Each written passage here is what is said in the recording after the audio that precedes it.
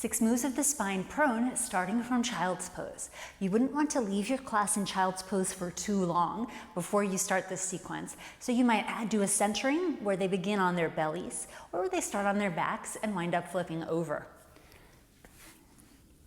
Since it's a warm-up, we'll be activating through the arms. This might mean pressing down into the palms, crawling forward on the mat, almost scooching yourself forward on the mat so your shoulder Start this one over. 6 moves of the spine prone from child's pose. It would be tough on your students if you did the whole centering in child's pose, so start them on their bellies or on their backs and then bring them into child's pose just as you begin this sequence. Their knees could be together or apart as feels good for them, toes tucked or tops of the feet down to the floor. Start by activating the arms.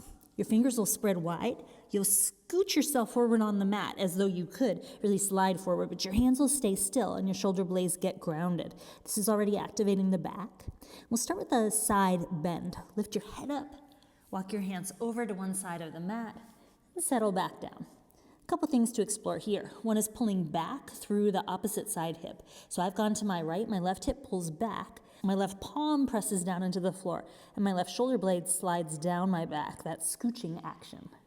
Several breaths. Come back to neutral before you do the other side. And several breaths here. Now this is already a lot of child's pose, so if you get the feeling that your students need a break before they do the second side, that's a really cool thing to do because they'll feel the difference between the two sides. You could lift them up to a tabletop for some cat and cow, or even up to a loose downward facing dog, or forward onto their bellies before they do the other side. After the two sides feel pretty even, then you'll bring them up and do some spinal flexion and extension. Inhales to cow pose, exhales to cat pose. As many of these as feels good. And then we finish with a neutral spine. So it's not an extension and it's not in flexion. It's just good and neutral for threading the needle twist. Now I like to step the hand forward so there's space to come down first just to the forearm. If students know that they're allowed to stop here, they may have a way better experience than if they feel like they need to get down to their shoulder or their side of their face. If things are going well, then they could reach across and lay the shoulder down. All kinds of interesting things to do from here. One is to reach your hand forward and just stay. Another is to play with rolling to the ball of your foot or lifting your leg.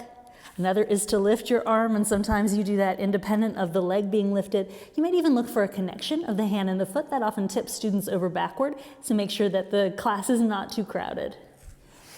Before you do the second side, it might be useful either to come back to your child's pose, to do some more cat and cow, or up to a really loose down dog just to shake things out.